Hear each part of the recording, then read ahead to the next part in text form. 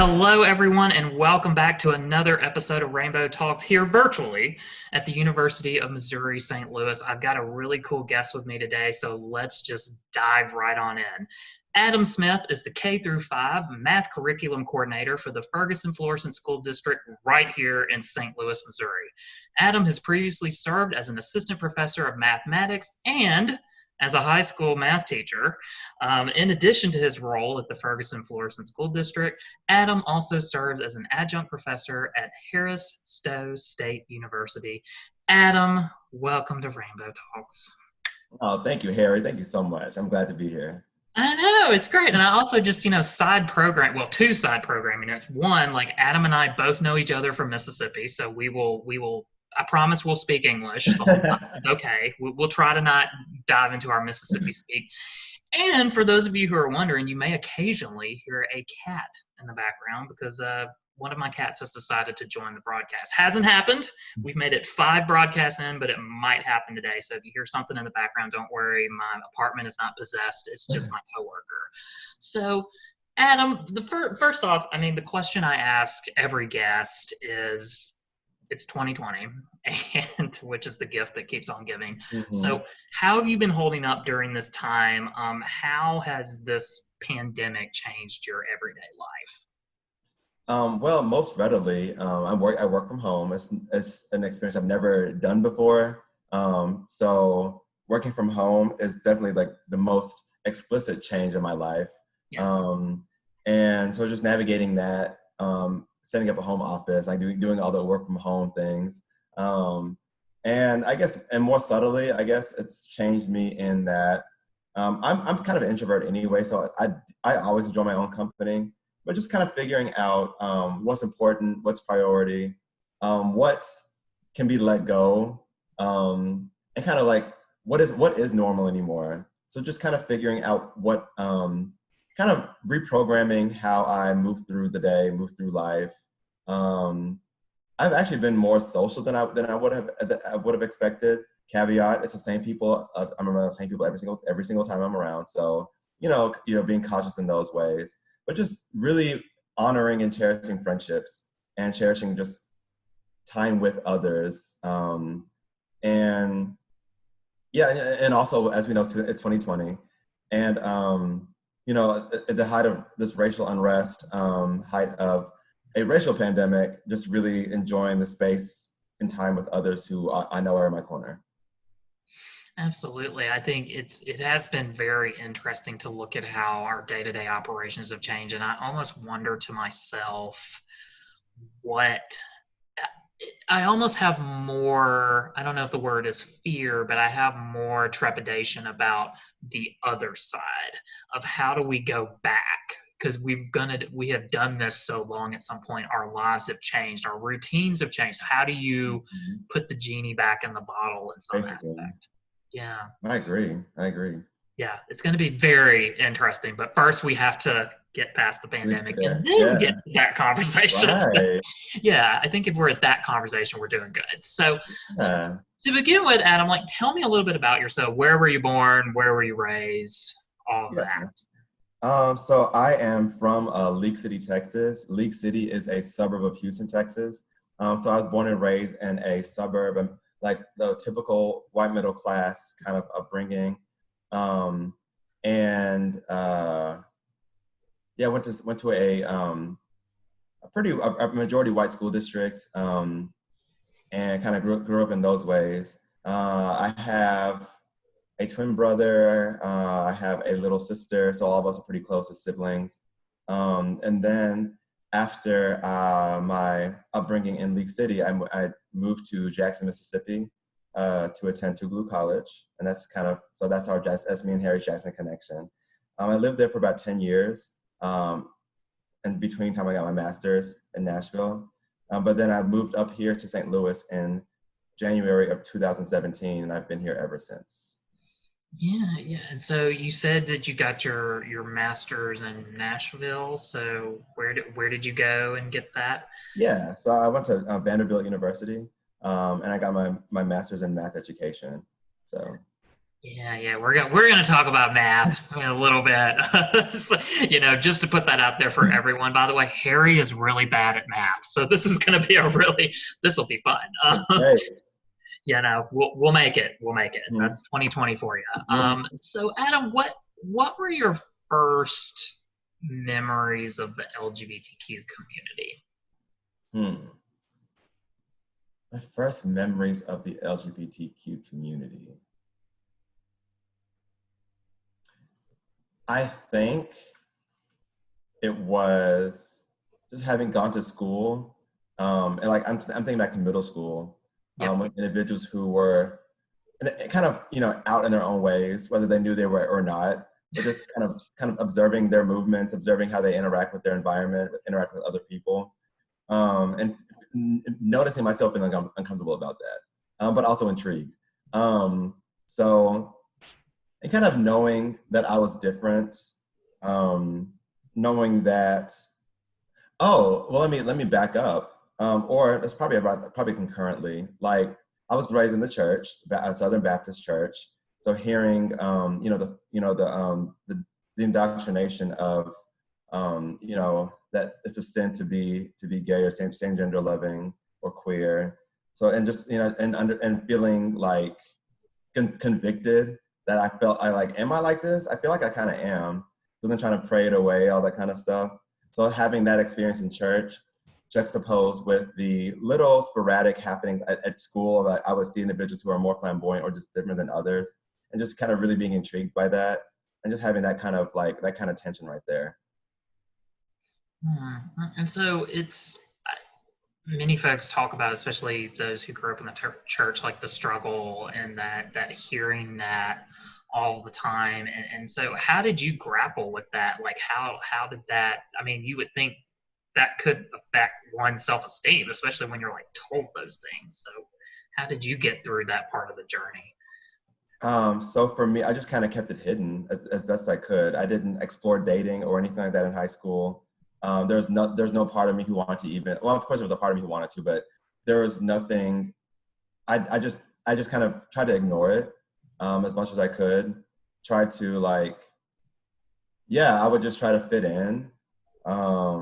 And yeah, I just wanted to blend in. I remember that. I just really just wanted to blend in, just be like everybody else, and not be singled out for those reasons. Yeah. Mhm. So I had no dating life. I didn't really explore my sexuality, outside of porn. Like I was thinking watch porn, but but besides that, I mean, like that's just part of like many of our experiences growing up. But outside of that, no, there was nothing that I really did to explore it. I just want to keep it as locked away as best as I could. Mhm. That's that's a burden. It's a burden, but really a weight that people carry, and I think that's what maybe our like cisgender and then ally folks outside of the community don't.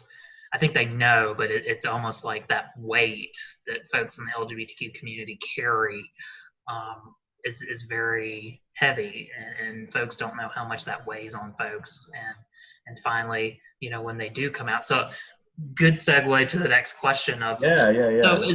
yeah, share as much as I think you're comfortable, like your own experiences with coming out, because you talked a little bit about everything before and leading up to it. So yeah. So, well, first things first, coming out is not a one and done. Nope.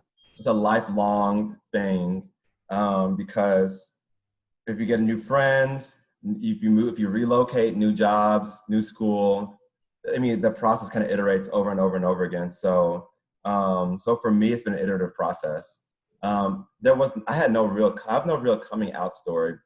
My first, beside like, I think the watershed moment for me was like when my mom asked me, when I was a freshman in college. I was home for Christmas break, and she just, of course she knew, but like she sat me down, and just asked me. It was probably like a 10-minute conversation. Really wasn't a big deal. But that's just kind of a watershed. Like, okay, well, she knows. Let me figure out what this means for me now. So for me coming out, it's been very gradual. Like I never like posted like, I never did like a social media thing like surprise, or I never did anything like that. But Right. it's just like the more comfortable I am in a space, or the more comfortable I am with a person or in a job or in a location, the more comfortable I feel, the more I'm willing to let people in.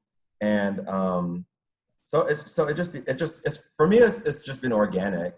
And again, it's never ending. But I think the older I get, you know, and in my old age and in my 30s, the older I get, the easier it gets. It just, I guess now, back in the day, it used to be like this thing, like, oh my gosh, I'm telling you, oh my gosh. Right. But these days, I just assume people know, because how much I am in my identity and how much I live with that identity. Like, I just kind of assume people know.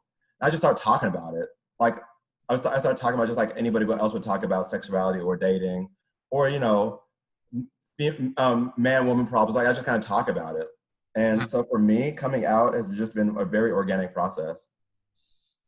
Yeah, and it's, you know, it's that part of whenever we talk about LGBTQ employees and just being LGBTQ in the workplace and what that looks like, I think, for folks, is they don't realize the conversations of, we're a very, you know, heteronormative society, and folks don't realize how hard it can be if you're not out at work, or you haven't had that conversation. Like, you could be out everywhere else, but you're not in the context of work, and how you feel exactly like what you said. It's a continual process. You're having to come back out again, and, like, you know, talking about different aspects of your life. And I think one thing that's happened over the summer is that we did have the Supreme Court ruling that really changes the nature of things as far as employment of LGBTQ people and what that looks like. Because for a while, I mean, it was very much, you know, married on Sunday, fired on Monday. And so I think that dynamic has changed a lot. There will still be problems like that, you know, the ruling is never a panacea for everything. Exactly. There will still be problems there, but no, it's very interesting, you know, that you bring that up, that it's a continual process, and like what you're comfortable talking about in different regards. And then you have me thinking too, like, yeah, I talk about it, and I know that for some folks, you know, millennial has kind of become a dirty word, but we are of that generation proudly. And I think when you look at LGBTQ millennials too, which millennial is a very wide gap of a generation. It typically cuts off at, for those of you who don't know, it typically cuts off at 1995. But I would say for you and I, Adam, I regard us more as a transitional generation, because I remember before the internet. I remember before this. I remember before social media. And so the same thing with what you were saying about coming out. Like, I remember really before that was a very one-on-one conversation, very private conversation. Then it kind of morphed to Facebook, and it became like and then like TikTok, and like, you know, like all the other platforms and stuff like that. So, but in keeping with that transition, like exactly what you said, now people don't even talk about it anymore. And I think that was always a dream. Like, I never, you know, it was always like this idea of, I can't wait till we have a society where we don't have to do that anymore, or in some regards. And it's kind of like we are already there in some aspect. In some ways, yeah, you know, I hear people say, I came out, it was not a big deal. You know, I told people that were just like, and the current generation of students that we have that are Generation Z, you know, we know their attitudes on it are very much like, all right. Right, like, great, love ya, but it has changed. We're a transitional generation. I just say it all the time. We saw a lot, and we're not even fully through yet. So so in talking about generations and current students, so like right now, education is a very hot topic in regards to COVID-19, and, you know, whether it's safe for students and teachers to return to the classroom in the fall. So you're an educator, and so how have you been navigating through all of this? So I guess, so I speak from this from two dimensions. So it's like, on the one dimension, we know that COVID is affecting communities of color more adversely than it is affecting white middle class or rich white communities. So as somebody who works in Ferguson-Florissant, which is a district who serves majority Black students, majority Black families, and there is like, if you're familiar with like Title I, it's like we serve a lot of impoverished families as well. So, and we know that COVID, those are a lot of the comorbidities, unfortunately, that more disproportionately affect those in those communities. So from the one dimension, I'm pleased that we as a district have moved to virtual, fully virtual for the fall, because at this point, safety has to be paramount. And I do know that many like school districts around the St. Louis area, around Missouri, around the nation, they're doing one of innumerable amount of things. Some are going virtual, some are going hybrid, some are doing full on 5 days a week, like nothing happened. So amid all of those like unknowns, I was really nervous. I was like, there's so many different ways we could really go back, and that's a possibility. So on one end, I'm happy that my district and other districts around the St. Louis area have elected to go fully virtual.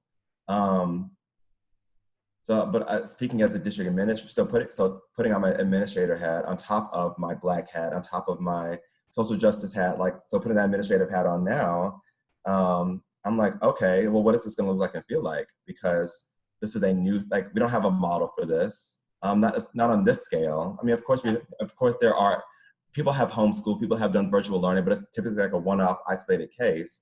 We've never done anything like this on a systemic level. So to navigate it's just been a lot of planning meetings, and it's kind of like, but it's planning for the unknown. Like, how do you plan? You don't even know the parameters around what you're planning. So it's like you're having these conversations, but it's like some of it's hypothetical, but some of it's real, and the hypothetical changes to real. The real changes are hypothetical, and that can happen in the matter of a few days. So planning has been a lot of conversation, some actual strategic planning, some actual pen to paper, but a lot of it's just been, well, we'll cross that bridge when we get there.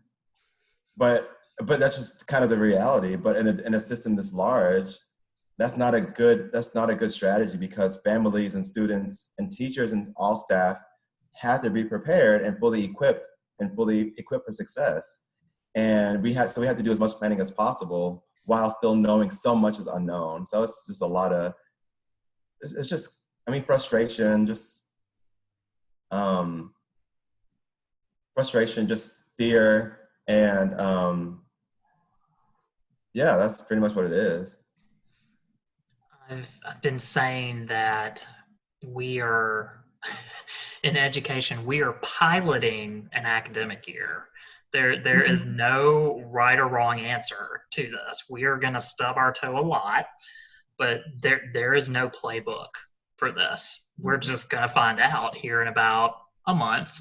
For some of us, I know some school districts go back a little later, but we're going to find out. We are piloting this entire academic year, and I have said that, there are going to be many a theses written when we get on the other side of this, of how you navigated 2020. I can't wait to read all those journal articles. You'll never hear me say that again, but this one's going to be very interesting to see how we get through that. And so one thing you were talking about, especially in like the school district that you're in, and I think it's like a concern from a social justice aspect that I've been worried about with school districts that go totally online, is like, we have to do that for safety. How do we address access with technology, and then also like school lunches? So like, what's a little bit of what have y'all been talking about with that? So yeah, so what I'm going to say is not unique to our district. I'll just put that out there. But a lot of school districts who already have a free and reduced lunch policy, what they're doing is they're using current bus routes to deliver lunches, or like breakfast and lunch and stuff like that. So that's one way that, and that's what a lot of school districts also did during the closures back in last school year. So they're just using the bus routes to be like meal drop-offs. Other pathways to making sure students are fed is just having like pickup points like at the school, but even that can get a little crowded, you can imagine. So like to reduce like crowds, the bus routes have kind of like been a thing. as far as as far as closing the digital divide and making sure that students have access to not only devices but also internet, a lot of school districts have already been or are going to one-to-one, and one-to-one is just school lingo for every student gets a device. So so every student's going to have a device, and the device will be rented out or whatever. It's, sign a waiver. I don't quite know I know there's a plan for ensuring Wi-Fi and bandwidth, but that's like the technology camp. That's not my wheelhouse. But I was able to be at the table when these conversations were happening about making sure that there is access to the proper bandwidth, because internet's one thing, but if you're doing virtual learning, there's a lot of videos and streaming and Zooms. You have to have the proper adequate bandwidth to be able to sustain and not get cut off, or be able to be fully present. So I know there's conversations happening in my district and others who are like our district or similar, to make sure that families are not only equipped with devices, but also equipped with internet. And we're having the same conversations at in higher education as well with our students, to ensure that if exactly what you said, if we're doing virtual learning, how can we ensure that our students have access to those things? Because we don't want to set anyone up for failure. That's not what we want to do. So we want to make sure that when we transition, and we know that once again, we're piloting this entire academic year, what does this look like? And my other big hope is that we come out the other side of this and we finally start paying teachers what they need to be paid, because this whole thing, I think, has shown how hard they already worked hard, but it's really shown how hard our teachers and our educators just work. And it goes unnoticed sometimes. We take it for granted. We really do. For sure. Absolutely. So talking a little bit about education, so what led to your love and passion for math? Of all things, math. Yeah. So I think the earliest memory. So my mom, she worked as a lab tech. So she was like heavily into science, and as a woman in the 70s, that was that was a pretty big deal, because of course, even still today, science, STEM fields are still white male dominated. But my earliest memories were my grandfather was an architect, so her father was an architect. So I remember just doing puzzles and stuff like that. When we were babies. I mean, not babies, but toddlers, and learning how to play chess, just doing a lot of logic stuff, and a lot of thinking in those veins. In 5th grade, so fast forward to 5th grade, I was invited to be on the math triathlon. It was a city, an area-wide thing. Different schools had this math triathlon. So just an after-school math club, really, literally a math club after school. And then. So that was fun. And then as I think about my school, my K-12 career, I was one of those students who was tracked into Algebra 1 in 8th grade. So I was one of them. Yeah. And so I was on the path. Yeah. So I was able to take AP Calculus and as a senior in high school. Yeah. And then, but also I was also in choir as well. I loved choir. And I remember talking to my mom and my dad one day, because they're when I was a senior, saying, "Hey, we're going to college. What are we going to major in?" I was like, "I want to major in music." My mom was like, "Cool, fine, but major something else more, more secure or whatever." That whole conversation. So I was like, "All right, cool. I'll just do math. I'm good at it." So I actually double majored in math and music in undergrad, and yeah. I'm glad I did, because the math became my career and became more of my passion and my purpose. So I'm very pleased about that decision. So I guess, to answer your question, my first, my love and passion for math, it kind of evolved in undergrad, because I love math. It made sense to me as a subject, as an area of study. But I think my passion evolved because I became a tutor in math for my peers. Because I was already in Calculus 2 as a freshman. So it's my professor kind of here's a peer for you to get help from. So I was a peer tutor. And so that allowed me to see oh, we really need help in math. We really need some help. And what I noticed was, and just through my experiences and through my education, through my master's and all those other things, African Americans, Black folks in America just underperform in math related to white peers. Like, it's just a thing. It's been happening for decades. Ever since high-stakes testing became a thing, there have been severe gaps. And the more I learned about it, the more I experienced it, the deeper the rabbit hole went for me. It's like, okay, so it's not just like, it's not that we don't have the cognition. It's like we are not equipped in school to be math learners and doers because of teacher beliefs about Black students, teacher beliefs about what we can do and perform, cultural values, cultural norms, representation. Do we see ourselves in these careers? So it's like all those pieces. When we think about all those pieces together, it's no surprise that Black people, as in many ways, are just not math people. I use air quotes because everybody's a math person. Are you a person? Yes. Yes. Can you do math? Yes. You are a math person. So it's like, but we know that there is a prevailing narrative that Black people just don't do math.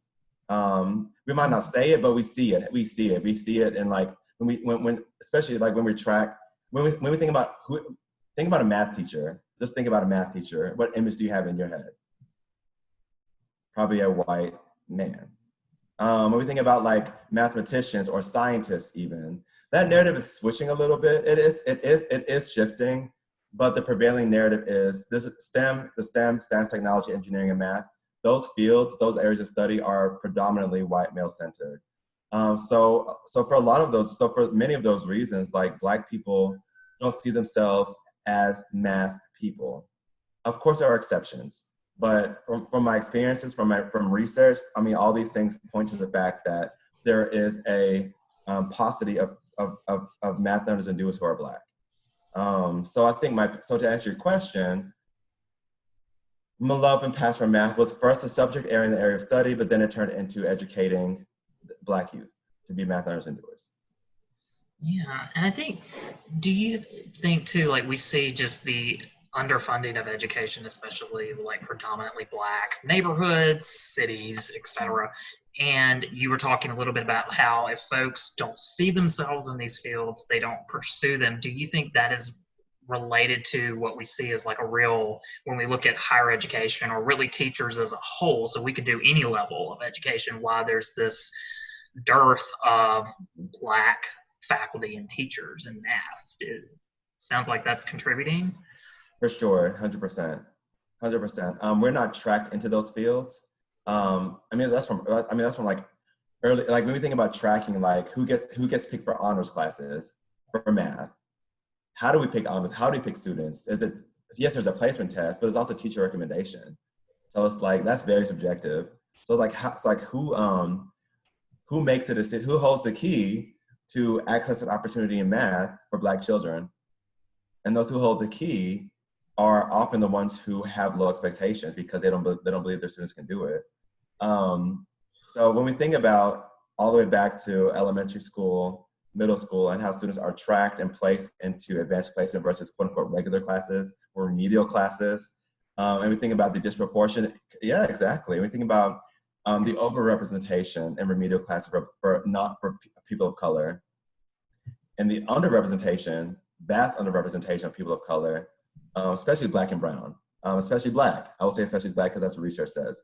The underrepresentation of Black children in the higher tracked math classes, so it's no mystery that once they move through middle school, move through high school, and then get to college, there's no mystery that many of our Black children are in those remedial math classes. They're in those 09, there's those 00 classes or 09s or 08 classes when it comes to their math. So like two or three semesters they're in these O classes before they even get to the 100 level college algebra. And it's really disheartening. And so of course, our students are not going to persist in those fields because they've been told that they can't do it all their lives. So it's under representation, under persistence, under belief. I mean, all those things that contribute to the dearth of math faculty who are Black. Yeah, and so out of curiosity, I haven't looked at this as well. I think you touched on it a little bit too. When we look at research, so what is the research trends? Like who is doing the research as far as like on the cutting edge of mathematics right now? Is it still predominantly white, or you kind of said like there are some changes happening? It depends which journals you look in. Like, I mean, because the journals I mostly subscribe to are not math journals. They are like math education or urban education or like those kinds of journals. So I see in my practice, I see a lot of non-white representation in math education research. When we think about like the pure math, theoretical math journals, like who's making the breakthroughs in mathematics, right? Who has a new theorem, who has a new equation. I mean, it's still typically very white male. Yeah, and I mean those are selective as well, because like Yeah. journals, when a community is deciding like who gets admitted to their journal, that you all can figure how there's lots of problems there of how things don't look differently. You don't take in different folks. You just have folks. I call it the country club effect. You just for sure. that look just like you, and you keep the status quo. The good old boys club. Yeah, for sure. And that exists. And as you know, Harry, that is prevalent in higher ed. It's prevalent in the academy period. So yeah. It is a big problem in higher education. It's a problem, really. There are many systemic issues, I think, we have in education, and it's almost like there's plenty of reform that's needed, I think, to better serve our current population in the United States that we're not meeting. And I think we're seeing a lot of those debates right now, and a lot of it comes back to systemic issues, specifically race, when it comes to funding and how race is handled in the classroom. When you look at that, I mean, it's just lots of areas that need help, specifically. So, and I was thinking earlier when you were talking about the math triathlon, I remember that, and I was like, I was recruited to not participate in that because that is how bad at math I am. So, Harry, please do not participate in this. Don't worry about it. Don't worry about it, Harry. Yeah, that's not your thing. That's not your thing. But it's when I was in high school, I did Quiz Bowl, and we divided. We always divided up section questions on topics, and I always got, history, literature, anything in that area. But when it came to like, in some science, like I could do biology and things like that, but whenever it came to like math, it was like, nope, I'm just going to put my buzzer down. Yeah, it's something for sure. And those remedial classes, they are great.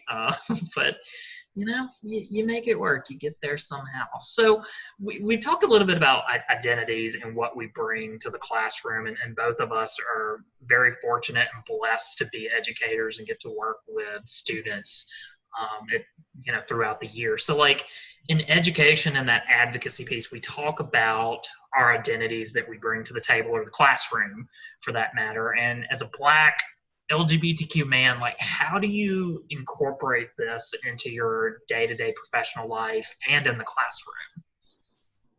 So for me, this is an interesting question because when I first began my teaching career, I would try to be as private as possible because I wanted to I didn't think it was appropriate. In the professional vein, especially with like students who and would that detract from my my respect as a teacher, like those kinds of thoughts. So for me now, how I incorporate in my day to day. Well, I in some ways I lead with it because of course you can see the color of my skin, so there's no hiding that. But so I do lead with that. I put that on the table, and I put on the table also my sexuality depends. That depends. It depends which room I'm in and what the conversation's like.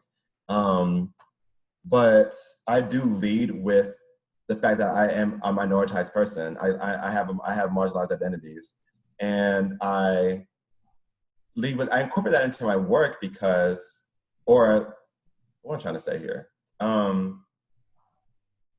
don't shy away from those conversations. I don't shy away from critical conversations. I don't shy away from hard conversations because our kids deserve advocates, and our kids deserve an urgency for advocacy. So it's one thing to be an advocate, but do you always wear that hat, or do you take it off and put it on depending on who you're with and where you are?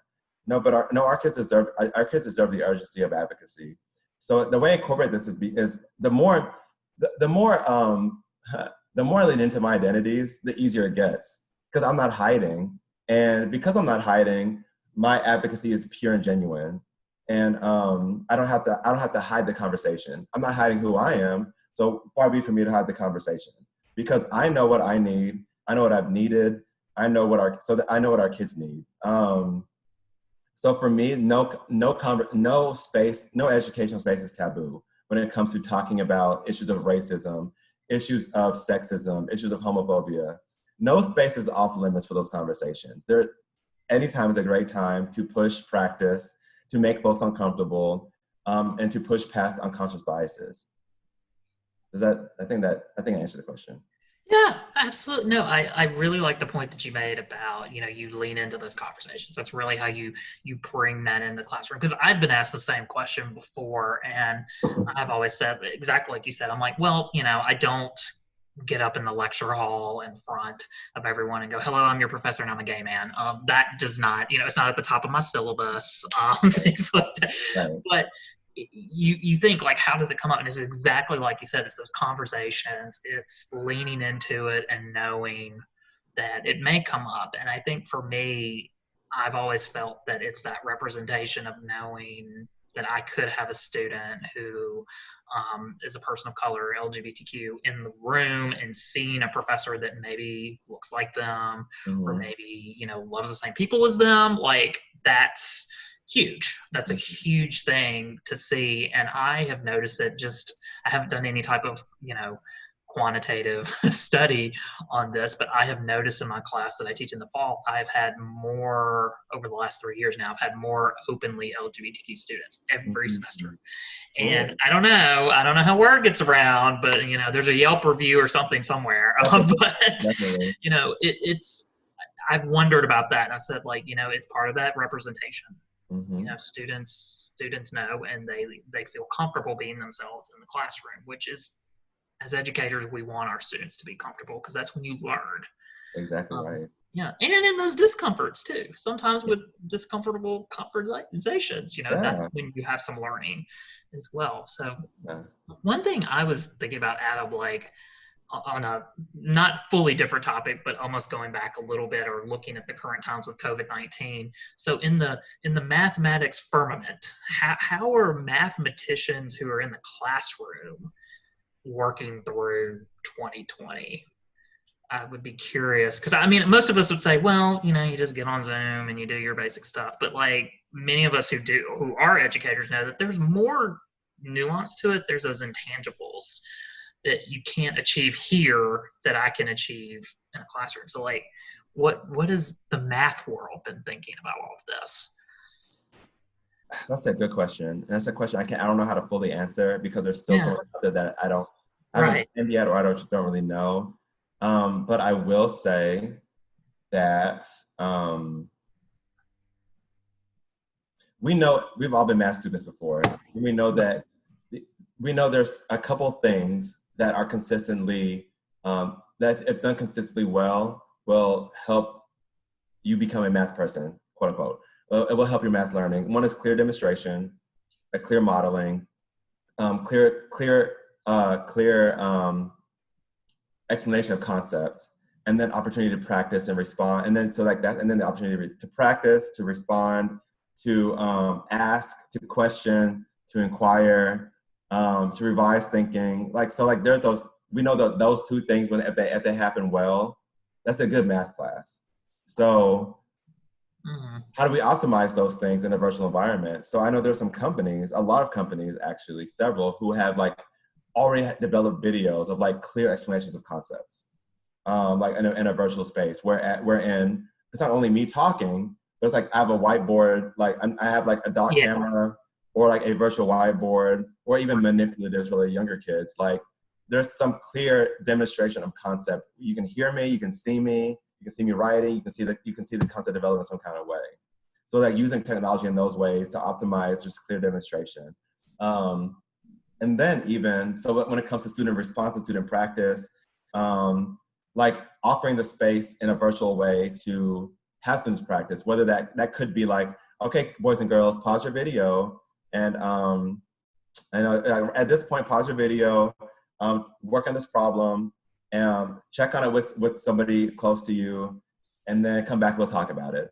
So like just having places in those asynchronous videos with like clear pauses, clear silence or something like that. But if it's synchronous, if it's happening in real time, then then making sure that you as a teacher are just not talking the whole time. Like you're giving space to have students question or write or practice, and then having that back and forth of like, how do we do? All right, let's do a little reteach, or let's do a little reprogramming, and let's come on back. Oh, practice again. Let's come on back.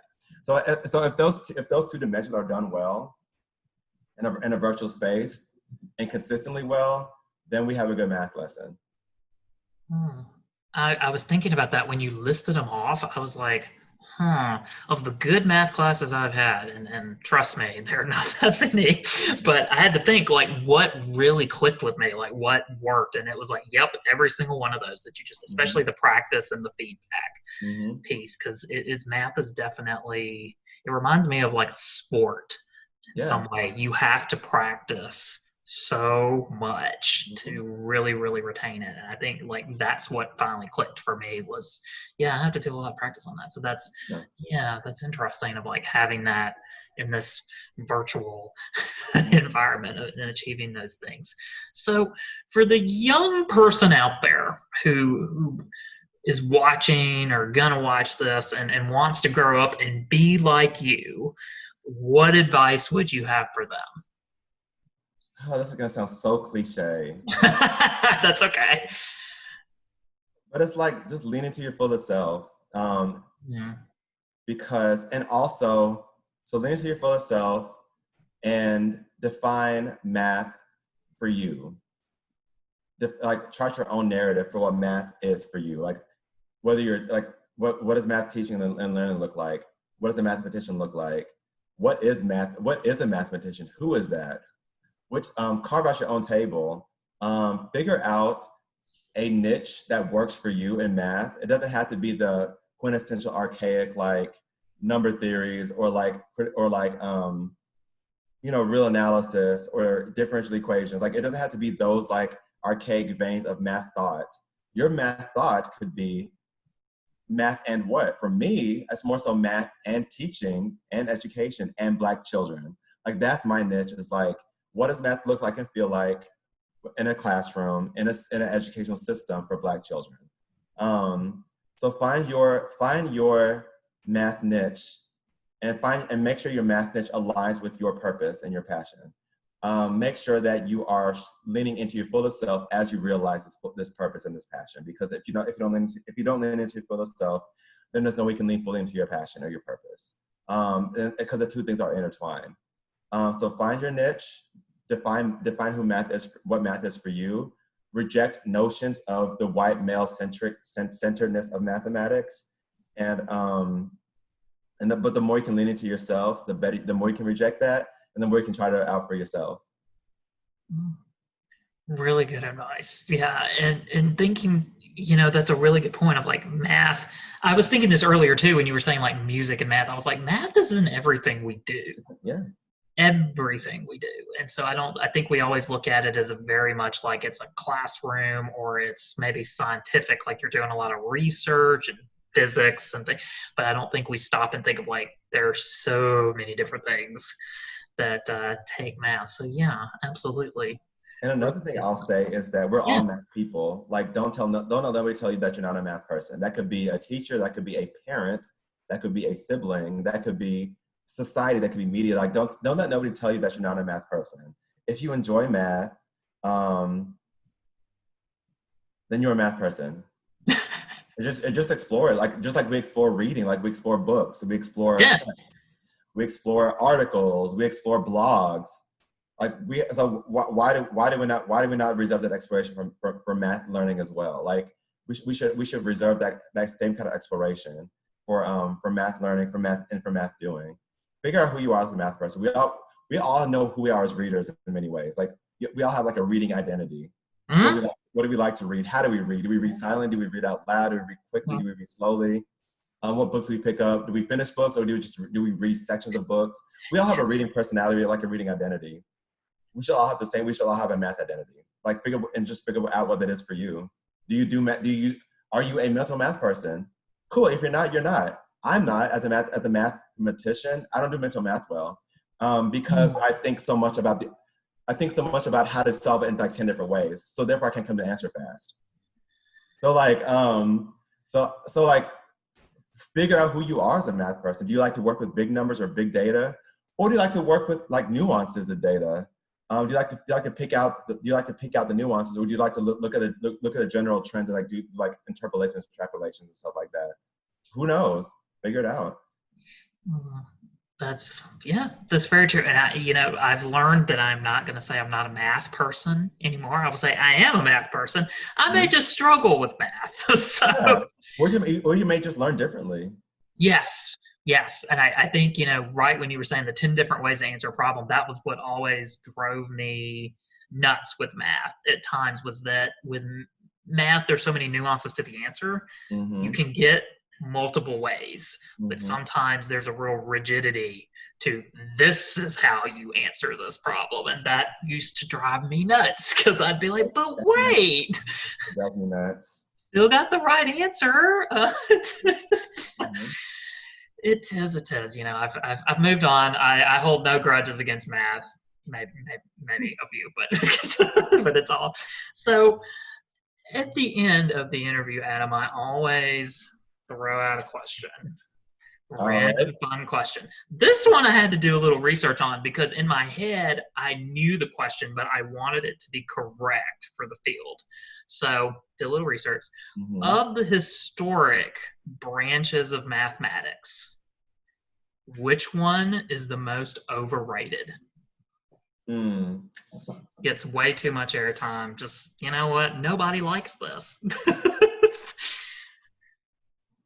That's an interesting question. It is. That's why I saved it.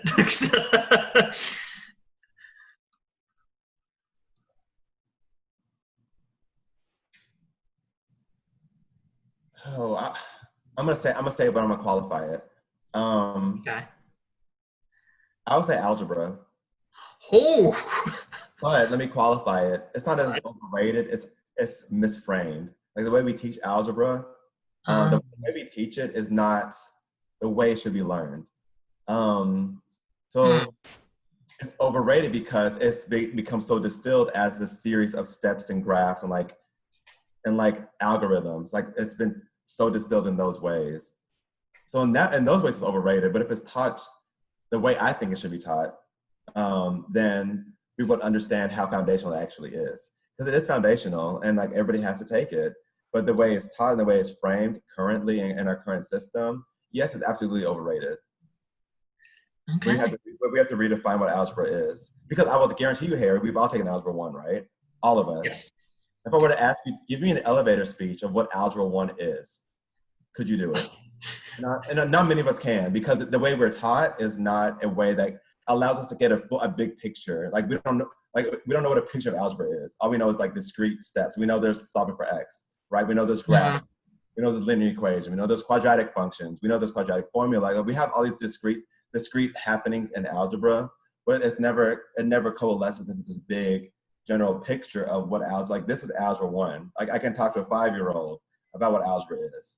I can tell it in a story or like a narrative. Like we don't know. We don't, because that's not the way it's taught. So I would say it's overrated I would say it's overrated by how it's framed in our education system. But if we were to reframe it, we would understand how not overrated it actually is. Okay, interesting. No, I had to think about that, because I was like, what is one thing I remember from Algebra 1? Once again, folks, I am not the best person to ask of this, but I was like, all I remember was change it. That's all I remembered for Algebra 1.